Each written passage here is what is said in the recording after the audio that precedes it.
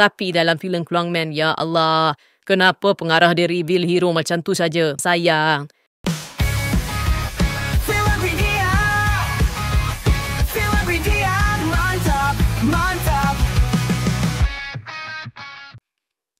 Okey geng, hari ni Min Min nak sembang pasal filem yang sedang hangat ditayangkan, Keluang Man. Cuma persoalannya, filem ni power ke tidak?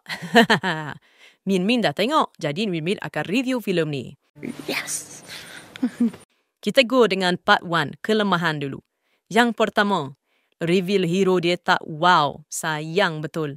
Filem superhero ni biasa kita tengok kan, dia akan reveal dengan gempak. Ada music build up, lighting dramatik, hero masuk dengan slow-mo. Tapi dalam filem Keluang Man, ya Allah, kenapa pengarah dia reveal hero macam tu saja? Sayang. Yang kedua, product placement dia terlalu obvious. Min Min faham lah dalam filem perlukan penaja, tapi janganlah sampai macam tu. Sampaikan Min Min tengah tengok filem Keluang Man dekat panggung wayang, Min Min rasa macam, oh, filem Keluang Man ni ada commercial break ke? Rasa janggal sangat. Alright.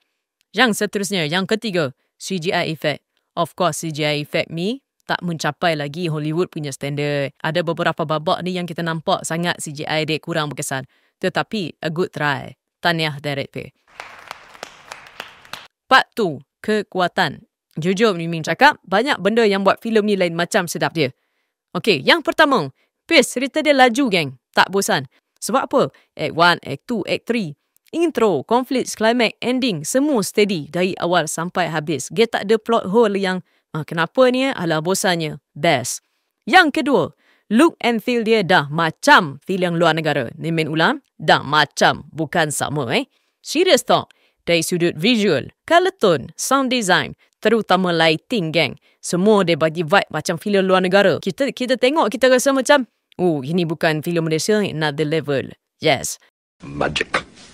Yang ketiga, aksi yang kemas. Okey, korang mesti tak percaya kan?